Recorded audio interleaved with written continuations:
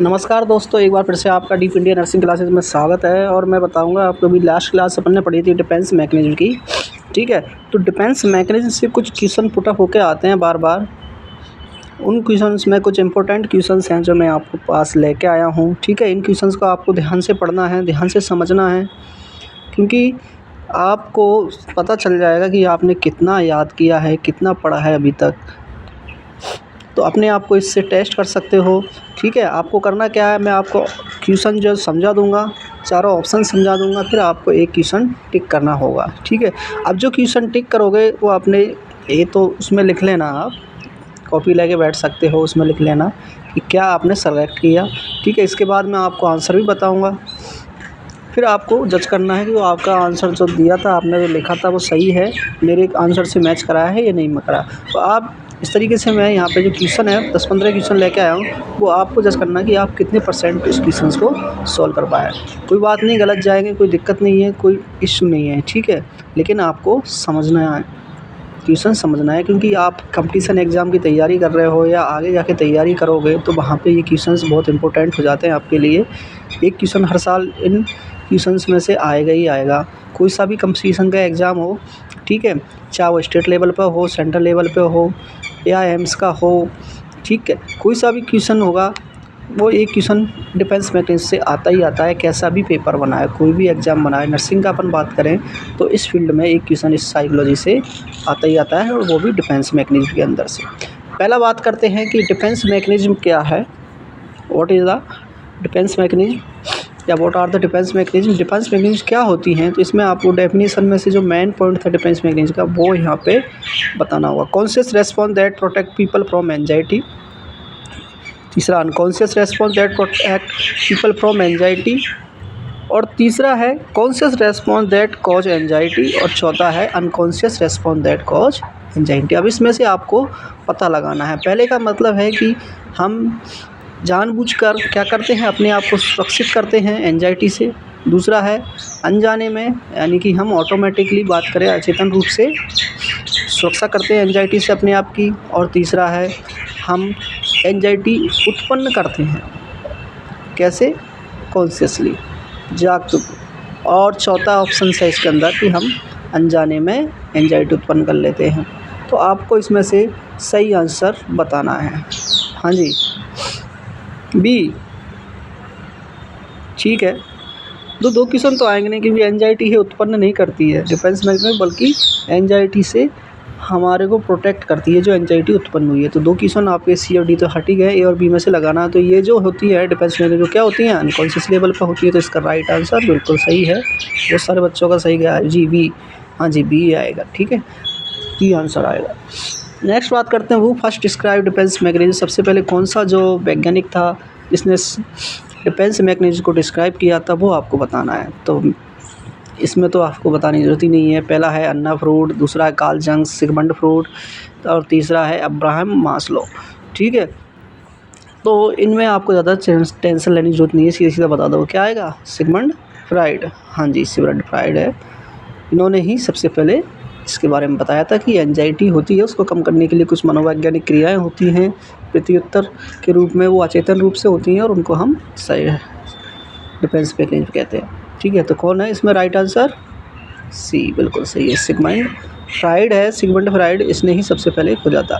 Next बात करते हैं, which defence mechanism involve taking out frustration on people और object that are less threatening. ऐसी कौन सी डिफेंस मैकेनिज्म है जिसमें व्यक्ति अपनी फ्रस्ट्रेशन को अपने से कमज़ोर लोगों की तरफ ट्रांसफ़र करता है। Displacement, denial, rationalisation, regression. फटाफट बताओ, इसमें तो कुछ ज़्यादा सोचनी नहीं है। हाँ जी, A answer, B, C, D, कौन सा आंसर आएगा, सी, नहीं, क्या आएगा, ए। जी हाँ, राइट आंसर क्या आएगा इसका, ए आएगा, डिस्प्लेसमेंट। क्योंकि डिस्प्लेसमेंट का मतलब होता है हम अपनी कुछ फ्रस्ट्रेशंस हो जाती हैं जिनको हम, जो कमज़ोर लोग होते हैं उन पे थोप देते हैं, ताकि हमारे अंदर वो प्रेशर ना रहे। जैसे हम बॉस है, हमारे बॉस ने डांट दिया, तो हम बॉस से तो कुछ कह नहीं सकते, ज़्यादा कहेंगे तो नौकरी से निकाल देगा। तो हम उसकी गुस्से को या उसकी फ्रस्ट्रेशन को कहाँ निकालते हैं, अपने घर जाके अपने बीवी बच्चों या अपने पालतू जानवर पर निकालते हैं, वो डिस्प्लेसमेंट में आता है, ठीक है। Next, which defence mechanism involve on an outright refusal to admit और recognise that something has occur और करंटली ऑकरिंग, ठीक है। ऐसी कौन सी डिफेंस मैकेनिज्म है जिसमें व्यक्ति मना करता है साफ साफ जो चीज़ उसके साथ अभी हुई है या हो चुकी है, ठीक है, उसको वो मना कर रहा है कि ये मुझे है ही नहीं, वो प्रॉब्लम मुझे है ही नहीं। तो वो कौन सा डिफेंस मैकेनिज्म आपको बताना है। डिस्प्लेसमेंट जो तो अभी पढ़ चुके हैं, डेनियल, रैशनलाइजेशन, रिग्रेशन। अब बताओ फटाफट क्या होगा। हाँ जी, क्या होगा, डेनियल जी। तो इसमें राइट आंसर रहेगा बी, बिल्कुल सही है, डेनियल ही इसी का राइट आंसर है, ठीक है। डेनियल का मतलब होता है कि व्यक्ति क्या करता है, जो रियलिटी होता है उसको एक्सेप्ट नहीं करता। जैसे किसी को, मैंने आपको उदाहरण दिया था, किसी को कैंसर डायग्नोस हुई है तो वो व्यक्ति उसका खंडन करेगा, उसको मना करेगा, कि रिफ्यूज करेगा कि मुझे ये बीमारी नहीं हो सकती, आपके टेस्ट ही गलत है, आपका डॉक्टर गलत है, मैं इन पर विश्वास नहीं करूँगा, ठीक है। और ये कुछ समय के लिए होती है, बाद में उसको रियलिटी का पता चल जाता है, क्योंकि एकदम से कोई चीज़ बड़ी बीमारी लग जाए तो खुद का जो दिमाग है वो उस चीज़ को एक्सेप्ट नहीं करता है, इस वजह से ये होती है, ठीक है। नेक्स्ट बात करते हैं, which defence mechanism involve keeping information out of conscious awareness. ऐसी कौन सी डिफेंस मैकेनिज्म है जो कॉन्शियस लेवल पर होती है, ये बताना है आपको। कौन सी होती है, फटाफट बताओ। दो ही हैं जिनमें से एक तो फिर भी अनकॉन्शियस लेवल पर हो जाती है कभी कभी, लेकिन एक जो हमेशा कॉन्शियस लेवल पर ही होएगी। Suppression, represent, sublimation, projection. फटाफट बताओ, ए बी सी डी। हाँ जी, प्रोजेक्शन तो आएगी नहीं, वो तो ब्लेम आता है, इसमें तो ब्लेम लगाता है इंसान एक पे दूसरे पे। सब्लिमेशन भी नहीं आएगा। हाँ जी, फटाफट बताओ। सप्रेशन नहीं, राइट आंसर रहेगा इसका रिप्रेशन। रिप्रेशन एक ऐसी डिफेंस मैकेनिज्म है इन सभी डिफेंस मैकेनिज्मों में से जो कॉन्शियस लेवल पर होती है, जो कि एक अपवाद है डिफेंस मैकेनिज्म का। हालांकि सप्रेशन भी कुछ हद तक कॉन्शियस लेवल पर होती है, लेकिन पूरी तरह कॉन्शियस लेवल पे या सभी लोगों में कॉन्शियस लेवल पर नहीं होती, कुछ लोग इसको अनकॉन्शियस लेवल पर भी करते हैं। जबकि रिप्रेशन को तो कॉन्शियस लेवल पे किया जाता है, यानी कि इसमें हम जानबूझकर इसका इस्तेमाल करते हैं, अनजाने में नहीं करते, ठीक है, अनजाने में नहीं करते। रिप्रेजेंट में करते क्या हैं, क्या करते हैं कि हमारे अंदर कुछ ऐसी मेमोरी डेवलप हो जाती हैं, कुछ दुर्घटना से या कुछ इवेंट से या कुछ लोगों के बारे में या किसी सोच के बारे में बात करें, हमारे थॉट्स के बारे में या इमोशंस के बारे में, तो उससे हम बचना चाहते हैं। क्या करते हैं, बचना चाहते हैं। जैसे किसी का एक्सीडेंट हो गया है तो वो उस दिन को भुलाना चाहेगा ज़िंदगी में, क्योंकि वो उसका एक्सीडेंट का दिन था, तो वो उसका जानबूझ के ही उसकी यादों को, मेमोरी को उस दिन दिमाग में रहता है वो चीज़, लेकिन वो उस जगह पे नहीं जाएगा या उस दिन का जिक्र नहीं करेगा, क्योंकि उससे उसे तकलीफ़ होती है। किसी का ब्रेकअप हो गया है, ठीक है, तो वो अपनी गर्लफ्रेंड को भुला देगा, उसका बर्थडे भुला देगा, उसका नाम भुला देगा, क्योंकि वो उसे पता है, हाँ उसको पता तो है कि गर्लफ्रेंड थी, झगड़ा हुआ था, लेकिन जानबूझकर उसके जन्मदिन को या उसके नाम को या कुछ उससे रिलेटेड चीज़ को वो भुला सकता है। इसी को कहते हैं रिप्रेशन। जबकि सप्रेशन में बताया था कि इसके अपोजिट होती है, थोड़ा सा इसके अंदर अंतर देखने को मिलता है। इसमें मेमोरी ही डिलीट हो जाती है। क्या होती है, मेमोरी ही डिसअपीयर हो जाती है। वो आदमी के अंदर मेमोरी रहती नहीं, वो पुरानी, जैसे किसी के साथ झगड़ा हो गया है तो उसकी मेमोरी को ही डिलीट कर देगा, उसको मतलब हटा देगा ताकि वो दोबारा जिक्र ना हो उसका। उससे क्या होगा, उसको तकलीफ़ होती है, तो उस चीज़ को ही हटा देगा मेमोरी को। यहाँ पे उसकी मेमोरी रहती है, ये आपको याद रखना है। रिप्रेशन में मेमोरी प्रेजेंट रहती है, डिसअपीयर नहीं होती है। Which defence mechanism involve converting impulse into more acceptable outlet. ऐसी कौन सी डिफेंस मैकेनिज्म जिसमें अपन इम्पल्स को कन्वर्ट करते हैं, किसमें, मोर एक्सेप्टेबल आउटलेट में, ठीक है। तो किस में कन्वर्ट करते हैं, पहला डिस्प्लेसमेंट, डेनियल, सब्लिमेशन, रिग्रेशन। समझ में आया। इसमें क्या कर रहे हैं, हमारी डिफेंस मैकेनिज्म है, इसका इस्तेमाल कर रहे हैं कैसे, कि हमारे अंदर कोई कम इम्पल्स जनरेट हुई है, उस इम्पल्स को हम ज़्यादा लोग उसको एक्सेप्ट करें, ऐसे तरीके से क्या कर रहे हैं, रिप्रेजेंट कर रहे हैं। डिस्प्लेसमेंट ये तो हो ही नहीं सकता, डेनियल जो अभी बताया वो भी है नहीं, सब्लिमेशन और रिग्रेशन में से आपको बताना है क्या आएगा राइट आंसर। हाँ जी, रिग्रेशन नहीं, रिग्रेशन तो अलग चीज़ है। इसमें राइट आंसर रहेगा सी, सब्लिमेशन। क्या रहेगा? सब्लिमेशन। इसमें क्या करते हैं हम, एक अच्छी डिफेंस मैकेनिज्म होती है, इसमें हमारी फीलिंगों को ऐसे उस पे करते हैं जो एक्सेप्टेबल वे में, सोशल एक्सेप्टेबल वे में हम अपनी फीलिंगों को कन्वर्ट कर देते हैं। ठीक है, जैसे कि कोई बच्ची है, अभी क्या है, वो अनमैरिड है, लेकिन उसे बच्चों से प्यार है, तो वो क्या करेगी, बच्चे गोद ले लेगी। इसका मैंने सीधा उदाहरण बताया था। तो इसमें क्या हो रहा है, हम मोर एक्सेप्टेबल जो फीलिंग्स है उस पे अपन ज़्यादा ट्रांसफ़र कर रहे हैं। किसको? लेस वाली को। मतलब हम अगर डायरेक्ट बच्चा पैदा करेंगे तो क्या होगा, लोग उसको बदनाम करेंगे, किसका बच्चा है, कैसा है। लेकिन वो एक मोर एक्सेप्टेबल कि हाँ उसको गोद ले लेगा तो क्या होगा, उसका और सम्मान बढ़ेगा। एक्सेप्टेबल मतलब उसका समाज में सम्मान बढ़ जाएगा, आदर बढ़ जाएगा, क्योंकि उसने अच्छा काम किया, किसी अनाथ बच्चे को गोद लिया, उसको पाला पड़ोसा है, बड़ा किया है, तो उसकी इज्जत और बढ़ जाती है। Next, which defence mechanism involve taking your own unacceptable quality और feeling in and ascribe them to other people. अब इसमें आपका अपोजिट है। इसमें क्या कर रहा है व्यक्ति, अपनी बहुत सारी क्वालिटी जो है अनएक्सेप्टेबल, उनको क्या कर रहा है, एक्सक्राइब कर रहा है। इसका मतलब दूसरे लोगों पे थोप रहा है। क्या कर रहा है, दूसरे लोगों पर ऊपर थोप रहा है। तो इसको अपन क्या नाम देंगे, जल्दी बताओ। बहुत सारी इन्वॉल्विंग आ रही है, अनएक्सेप्टेबल क्वालिटीज़ और फीलिंग, चाहे वो आपकी अनएक्सेप्टेबल क्वालिटीज़ हो या फीलिंग हो, एक साथ उनको इन्वॉल्व करके किसी के ऊपर थोप रहा है। बहुत सारी चीज़ें ब्लेम लगा रहा है किसी पे, कई सारे ब्लेम लगा रहा है। मतलब एक व्यक्ति पे नहीं लगा रहा है, वो कई लोगों पे ब्लेम लगा रहा है। जैसे पहला प्रोजेक्शन, दूसरा है इंटेलेक्चुअलाइजेशन, तीसरा है रैशनलाइजेशंस और चौथा है रिएक्शन फॉर्मेशन। ये आपको अंतर बताना है फटाफट। हाँ जी, क्या आएगा, प्रोजेक्शन? नहीं, सही आंसर प्रोजेक्शन, बिल्कुल सही है प्रोजेक्शन। प्रोजेक्शन इसका क्या आएगा, सही आंसर रहेगा, क्योंकि प्रोजेक्शन में हम ब्लेम करते हैं किस पे, किसी दूसरे व्यक्ति पे। हमारी जो क्वालिटी होती है वो हम दूसरे लोगों पे थोप देते हैं, जिसको लोग समाज एक्सेप्ट नहीं करता। ठीक है, क्या नहीं करता, एक्सेप्ट नहीं करता। इसके मैंने कई उदाहरण आपको बताए थे। कोई बच्चा क्या हो गया, फेल हो गया है, तो वो इसका इल्ज़ाम किस पे लगा सकता है, टीचर पे, कि उसने अच्छा नहीं पढ़ाया मेरे को। तो इसमें ब्लेम लगाता है कि टीचर ने अच्छा नहीं पढ़ाया। ठीक है, दूसरा उदाहरण है कि इसमें कोई चीज़ में असफल हुआ व्यक्ति, तो इसका ब्लेम अपने माँ बाप को ही ले लो। माँ बाप का बच्चा नालायक निकल गया, ठीक है, काबिल नहीं हुआ, सक्षम नहीं हुआ, तो माँ बाप क्या करेंगे, उसका ब्लेम बच्चे पर ही लगा देंगे कि ये बच्चा ही नालायक था, हमने तो खूब पढ़ाया था पर ये पढ़ा नहीं। तो इसमें क्या होता है कि ब्लेम लगाता है, और उस ब्लेम को हम कह सकते हैं कि वो अपनी फीलिंग जो अनएक्सेप्टेबल है, अपनी क्वालिटी है वो अनएक्सेप्टेबल है दुनिया के द्वारा, वो किसी और पर थोप देता है, उसका आरोप किसी और पर लगा देता है।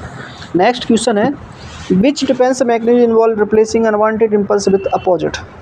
अब इसके अंदर कह रहा है कि ऐसी कौन सी डिफेंस मैकेनिज्म है जिसमें हम अपनी अनवांटेड इम्पल्स जो होती है वो अपोजिट कर देते हैं, रिप्लेस कर लेते हैं। ठीक है, किसी से रिप्लेस कर लेते हैं। इसमें पहला है डिस्प्लेसमेंट, डेनियल, रिएक्शन फॉर्मेशन और सप्रेशन। फटाफट बताओ। रिएक्शन फॉर्मेशन, चलो ठीक है, राइट आंसर बताता हूँ मैं आपको, सही है रिएक्शन फॉर्मेशन। ज़्यादातर बच्चों का रिएक्शन फॉर्मेशन ही आया है। ठीक है, तो इसमें क्या करते हैं, हम रिएक्ट करते हैं, अपोजिट रिएक्ट। रिएक्शन फॉर्मेशन का मतलब रिएक्ट करना। अब रिएक्ट नॉर्मल रिएक्ट नहीं करेंगे, इसमें क्या करेंगे, ओवर रिएक्ट करेंगे। क्या करेंगे, ओवर रिएक्ट। जिसका मैंने आपको उदाहरण दिया था कि कोई बच्चा है, किसी को बहुत प्यार करता है, ठीक है, एक लड़का है टीनेज में, अपन देखते हैं, तो वो किसी लड़की से बहुत प्यार करता है, लेकिन वो क्या कर रहा है, अपनी फीलिंग जाहिर नहीं कर पा रहा है, एक्सप्रेस नहीं कर पा रहा है। उसको उसकी बजाय उसको प्रपोज करना चाहिए, उसको अच्छे मतलब ग्रीटिंग देना चाहिए, उसकी जगह क्या कर रहा है, वो उसको छेड़ रहा है या उसके साथ बदतमीज़ी कर रहा है। तो ये चीज़ें हैं जो वो खुद नहीं जानता, ऑटोमेटिकली हो रही हैं उससे। वो कह नहीं पा रहा है कि मैं प्यार कैसे करूँ, ज़बरदस्ती हाथ पकड़ रहा है। ठीक है, तो ये क्या है, रिएक्ट कर रहा है। रिएक्ट इसी को बोलते हैं रिएक्शन फॉर्मेशन। मतलब इसमें व्यक्ति जो है अपनी अनवांटेड इम्पल्स जो होती हैं उनको अपोजिटली रिप्लेस कर देता है, अपोजिट रिप्लेस कर रहा है, ठीक है। उसको सही से नहीं कर पा रहा है, क्या है ना, कुछ चाह रहा है कर कुछ रहा है, उसके दिल में ऐसा नहीं है लेकिन गलत कर रहा है वो, ठीक है। इसी को बोलते हैं अपन रिएक्शन फॉर्मेशन। नेक्स्ट है 9th question, which defence mechanism involve thinking about stressful things in a clinical way. ऐसी कौन सी डिफेंस मैकेनिज्म है जिसमें इन्वॉल्व होता है स्ट्रेसफुल थिंग को थिंकिंग मतलब सोचना किसके बारे में, जो तनाव वाली बातें होती हैं उनको क्लिनिकल वे में सोचना, ठीक है। Rationalisation, intellectualism, projection, sublimation. फटाफट बताओ क्या रहेगा इसमें। हाँ जी, प्रोजेक्शन तो मैंने बता ही दिया, ब्लेम लगाएगा, हाँ जी। और सब्लिमेशन बता दिया, क्या बताया मैंने कि अपनी फीलिंगों को दूसरे लोगों के अंदर क्या करेगा, ट्रांसफ़र करेगा अच्छे वे में। और नेक्स्ट है इंटेलेक्चुअलाइजेशन, तो क्या आंसर रहेगा इसका, सही है बिल्कुल, इंटेलेक्चुअलाइजेशन,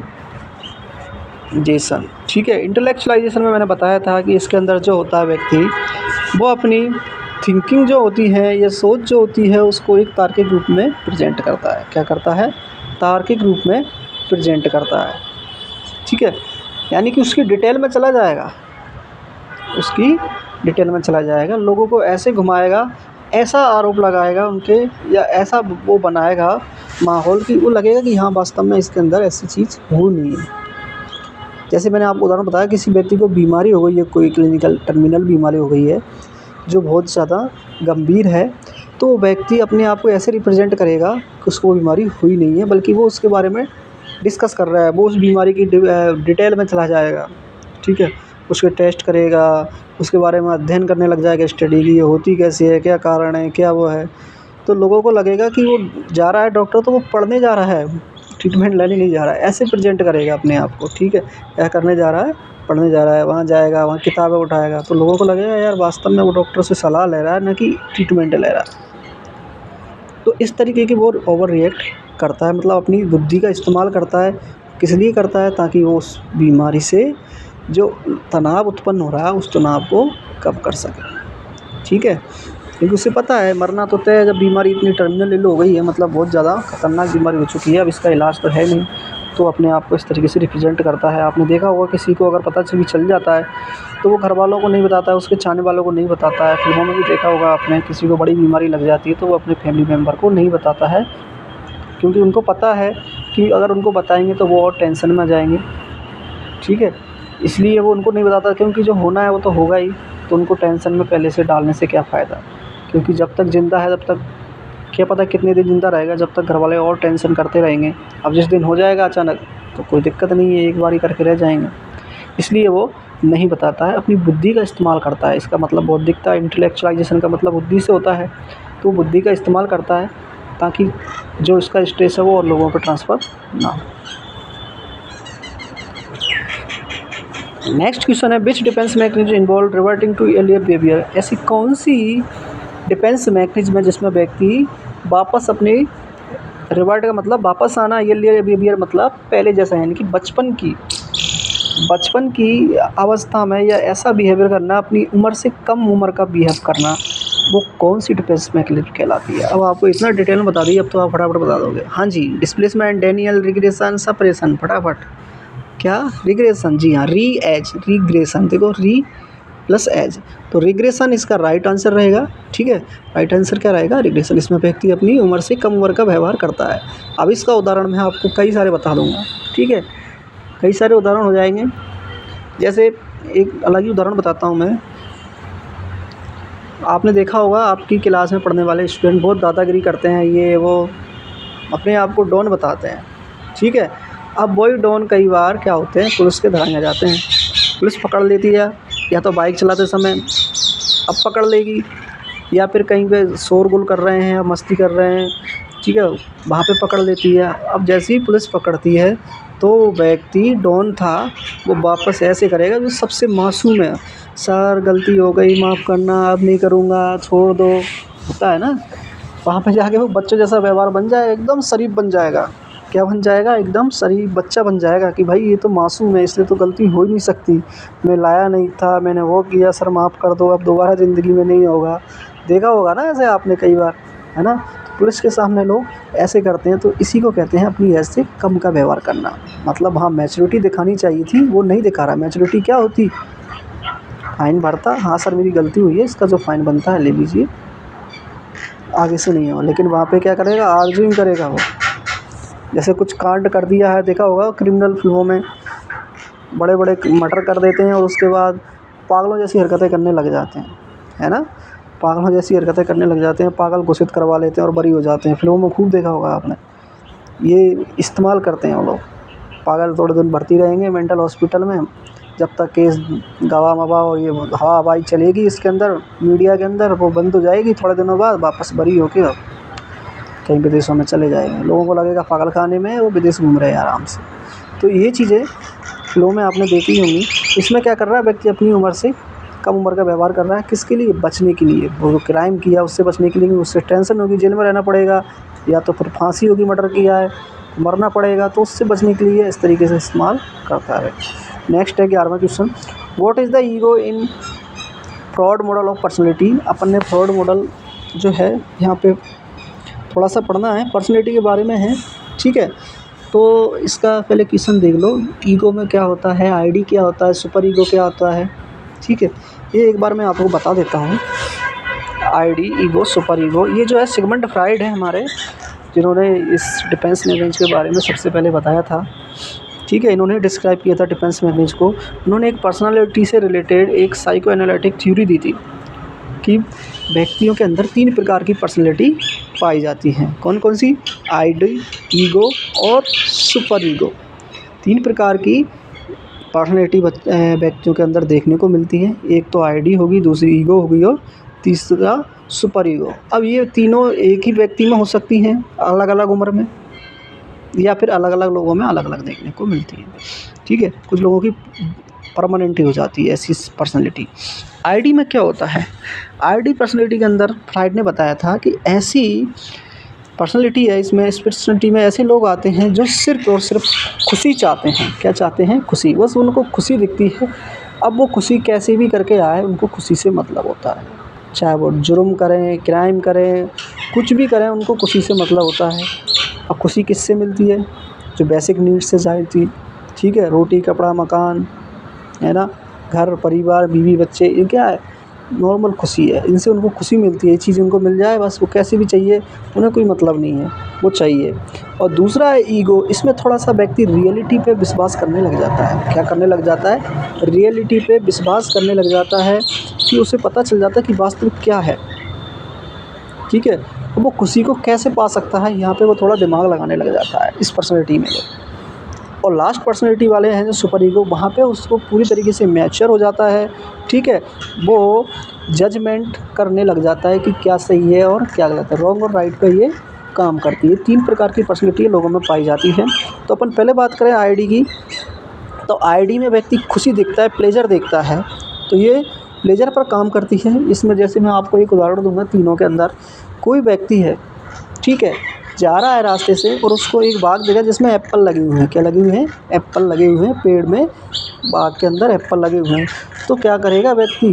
सबसे पहली आईडी पर्सनैलिटी के अंदर वाले व्यक्ति जो होंगे वो क्या करेंगे कि उस एप्पल को तोड़ के और चुरा लेंगे और खा लेंगे, क्योंकि उनको तो खाना है, खुश होना है बस, ठीक है? अब उनको ये नहीं है कि कैसे तोड़ना है, क्या करना है, बस उनके दिमाग में आ गया कि एप्पल खाना है मेरे को, ठीक है, तोड़ना है और खाना है। लेकिन भाई जब दूसरा व्यक्ति है या उसी व्यक्ति की उम्र एक होने के बावजूद वो किस में आता है? ईगो वाली पर्सनैलिटी में आता है। तो इसमें क्या करता है? उसको रियलिटी का पता चल जाएगी, अगर एप्पल है तो सही लग रहा है ऊपर, अब तोड़ूँ कैसे मैं इसको? तो वो क्या तरकीब लगाएगा उसको तोड़ने की, या तो सीढ़ियाँ लाएगा या डंडे लाएगा या पत्थर मारेगा, कैसे भी करके उसको तोड़ेगा ताकि उसको खा सके। इसमें थोड़ा सा उसके अंदर रियलिटी आ जाती है कि हाँ, इसको इस तरीके से अंजाम दिया जा सकता है। और तीसरी है सुपर ईगो। इसमें क्या होता है कि उसको सही और गलत का मालूम चल जाता है। जब वो उसके अंदर थॉट आते हैं इस तरीके की पर्सनैलिटी वाले के अंदर, तो वो क्या कहे, सोचेगा कि यार एप्पल है, किसी और का एप्पल है, ठीक है, अगर इसको मैं तोड़ूंगा तो वो आ जाएगा मेरी, या तो रिपोर्ट में, थाने में रिपोर्ट लिखाएगा जो मुझे बंद कर देंगे, डंडे पड़ेंगे, या खुद मारने पीटने लग जाएगा और चोरी करना अच्छी बात नहीं होती है। उससे मांग लेंगे, अगर वो देगा तो ठीक है, नहीं देगा तो कोई बात नहीं। तो ये जो है सुपर ईगो, वो किस पे काम करती है? जजमेंट पे काम करती है। राइट और रॉन्ग का उसको डिसीजन लेने का पता चल जाता है कि क्या चीज़ राइट है और क्या चीज़ रॉन्ग है, इस पे ये काम करती है। ठीक है, तो तीनों के उदाहरण मैंने बता दिए। तो वो क्या करेगा इस कंडीशन में? सेब नहीं खाएगा, ठीक है, सेब नहीं तोड़ेगा, ना ही खाएगा। अगर उसको ज़रूरत होगी तो वो, अगर व्यक्ति वहाँ पे मौजूद है, उनसे मांग लेगा या पैसे लेके खरीद के खा लेगा, और वो चोरी नहीं करेगा, क्योंकि उसको पता चल जाता है कि चोरी करना गलत बात है। ठीक है, तो ये तीनों जो हैं पर्सनैलिटी, वो किसने दी थी? सिगमंड फ्राइड ने दी थी, जो साइको एनालिटिक थ्योरी में देखने को मिलेंगी आपको आगे। अब वापस चलते हैं इसके क्वेश्चन पे। इसमें जो क्वेश्चन आया है कि what is the ego in Freud model of personality. अब इसने पूछा है कि ईगो क्या है। पहला, the part of the personality that seek to fulfil all wants, needs and impulses. ऐसी पर्सनैलिटी जो आपकी इच्छाओं को पूरा करना चाहती है, फुलफिल करना चाहती है, इम्पल्स को पूरा करना चाहती है। दूसरा है the part of the personality that try to get the ego to act in idealistic and moral manner. वो आदर्श रियलिटी या आदर्श पे काम करती है, मॉरल मैनर पे काम करती है। The aspect of personality that deal with reality, या ऐसी पर्सनैलिटी जो रियलिटी पे काम करती है। और लास्ट है ए फियर ऑफ वायलेंट और ऑन मॉरल प्रिंसिपल, जो मॉरल प्रिंसिपल पे काम करती है। ठीक है, मॉरल मतलब जजमेंट, या बात करें अपन राइट और रॉन्ग की, तो वो मॉरल प्रिंसिपल कहलाता है। तो आप बताओ ईगो में क्या देखने को मिलता है? हाँ जी, राइट आंसर सी। जी हाँ, राइट आंसर सी ही रहेगा, क्योंकि पहली वाली जो थी वो प्लेजर पे काम करती है, दूसरी वाली रियलिटी पे काम करती है, और तीसरी वाली जो मॉरल है किसका? राइट और रॉन्ग का, उस पे काम करेगी, मॉरल के प्रिंसिपल पर काम करेगी। मतलब शिक्षा उसको पता चल जाएगा कि क्या गलत है और क्या सही है, वो जजमेंट पे काम करती है। नेक्स्ट बात करते हैं 12th question, what are the 3 types of anxiety identify Freud. Freud ने कौन सी 3 एंजाइटी आइडेंटिफाई करी थी? वो इसी पे संबंधित है, वो मॉरल एंजाइटी, न्यूरोटिक एंजाइटी और अवॉइडेंट एंजाइटी। बी है moral anxiety, neurotic anxiety and reality anxiety. C है avoidant anxiety, social anxiety and generalise anxiety. और डी है social anxiety, phobia anxiety and panic anxiety. अब फटाफट बताओ, इसी से रिलेटेड है। हाँ जी, तीनों चीज़ें आ रही हैं। सिगमंड फ्राइड की थ्योरी की, आईडी ईगो की और सुपर ईगो की, तीनों चीज़ें किस में देखने को मिलेंगी? फटाफट बताओ। बी। जी, बी ही राइट आंसर है, क्योंकि मॉरल मिल जाएगा आपको लास्ट वाली में, न्यूरोटिक एंजाइटी पहले में मिल जाएगी और रियलिटी मिल जाएगी दूसरी वाली में। ठीक है, न्यूरोटिक का मतलब है ब्रेन से रिलेटेड। भाई कोई चीज़ आपको भूख प्यास लगेगी, कौन देगा सिग्नल? ब्रेन देगा। ब्रेन सिग्नल दे रहा है कि हाँ भाई मुझे खाना है, ये अच्छी लगी, अट्रैक्ट कौन करेगा? ब्रेन करेगा, तो न्यूरोटिक आ गया। दूसरी मॉरल यानी कि सही गलत का पता चल जाता है, तो किस में चलेगा? उसमें चलेगा। और लास्ट वाली रिलेटिव, मतलब आपको पता ही है कि वास्तविकता से जो ईगो में देखने को मिलता है। नेक्स्ट बात करते हैं, which of the following is the example of the defence mechanism compensation. Compensation का इसमें से आपको उदाहरण पता करना है कि कौन सा उदाहरण कंपनसेशन का। पहला, yelling at someone instead of telling them that you are angry with them. मतलब पहला एक व्यक्ति है, वो कह रहा है कि मैं तुम्हारे से गुस्सा हूँ, मैं तुम्हारे से नाराज़ हूँ। ठीक है, मैं तुम लोगों से नाराज़ हूँ या मैं तुम लोगों से गुस्से में हूँ। तो ये उसका उदाहरण है, कोई व्यक्ति गुस्सा कर रहा है। दूसरा व्यक्ति रिफ्यूजिंग टू डील विद और एनकाउंटर अनप्लीजेंट ऑब्जेक्ट और सिचुएशन। दूसरा व्यक्ति मना कर रहा है कि मैं तुम्हारे साथ डील नहीं कर सकता, ऐसे ऑब्जेक्ट या सिचुएशन से डील नहीं कर सकता जो मेरे लिए सुविधाजनक नहीं हो, जो मेरे को खुशी नहीं देती हो, मैं उनसे डील नहीं कर पाता। तो इसका उदाहरण है ये। नेक्स्ट है over achieving in one area to compensate for failure in another area. ठीक है, यानी कि एक में वो अचीव कर रहा है, एक एरिया में बहुत ज़्यादा यश मिल रहा है, जबकि दूसरे एरिया में उसको फेलियर मिल रही है। तो ये है उदाहरण। और लास्ट है इनडायरेक्टली एक्सप्रेसिंग एंगर। इनडायरेक्ट रूप से वो अपना गुस्सा एक्सप्रेस कर रहा है। ठीक है, अपना गुस्सा जाहिर कर रहा है। तो इनमें से कौन सा रहेगा उदाहरण? हाँ जी, बहुत सारे बच्चों का आ रहा है सी। जी हाँ, सी ही सही आंसर है। ठीक है, इसमें क्या करता है व्यक्ति, बहुत ज़्यादा फेलियर होता है किसी फील्ड में, तो वो दूसरा फील्ड सेलेक्ट कर लेता है और वहाँ पे बहुत ज़्यादा प्रोग्रेस या सफलता हासिल करता है। ठीक है, तो इसका ये सही उदाहरण है। कंपनसेशन आपको पता ही है, क्षतिपूर्ति एक फील्ड में कमज़ोर है तो दूसरी फील्ड में उसकी ताकत है, वहाँ पे जाके डोमिनेट करेगा। नेक्स्ट है 14 questions, which of the following is example of the defence mechanism humour. Humour का मतलब होता है एक तरीके का हंसी। ठीक है, ऐसी कौन सी डिफेंस मैकेनिज्म है जिसका उदाहरण ह्यूमर होता है, हंसी होता है, हंसी मजाक होता है, वो आपको बताना है। पहला, mentally and emotionally disengage oneself from a situation. Next है बिकमिंग सेपरेट और removing from one experience. Next है pointing out of the funny ironic aspect of situation. और लास्ट है giving someone the silent treatment instead of telling them that you are upset. आपको बताना है इनमें से कौन सी डिफेंस मैकेनिज्म में ह्यूमर देखने को मिलता है, उसका उदाहरण आपको देखना है। हाँ जी, फटाफट बताओ। पॉइंटिंग आउट फनी और आयरनिक एस्पेक्ट ऑफ सिचुएशन। ठीक है, आप कोई भी ऐसी फनी सिचुएशन या एस्पेक्ट को सिचुएशन को बना सकते हो जिससे आपको क्या मिलता है, ह्यूमर मिलता है। तो ये ट्रीटमेंट है, या आप ह्यूमर रिएक्ट कर सकते हो। अगर आपको कोई सिचुएशन हैंडल नहीं हो रही है, टफ सिचुएशन है, तो वहाँ पे आप मुस्कुराएं, खुश रहें। ठीक है, तो इससे क्या होगा, आपको पॉइंट ऑफ व्यू मिलेगा, नया पॉइंट ऑफ व्यू मिलेगा, और इससे आपकी जो डिफेंस मैकेनिज्म अराइज हो रही थी, जो स्ट्रेस और एंजाइटी होती है, वो वहाँ पे कम जाता है। उससे क्या होगा, वो डिक्रीज हो जाएगा। तो एक तरीके का एक ट्रीटमेंट में है। ये थोड़ा क्वेश्चन आपके आउट ऑफ सिलेबस है, पर कभी कभी ऐसे क्वेश्चन दे देता है आपके दिमाग की कसरत के लिए एग्जाम में, तो घबराना नहीं है, ये क्वेश्चन भी आपको आ सकता है। नेक्स्ट है what is the purpose of defence mechanism according to Freud model of personality. क्या पर्पज है डिफेंस मैकेनिज्म का, बात करें। हाँ जी, फटाफट बताओ आंसर।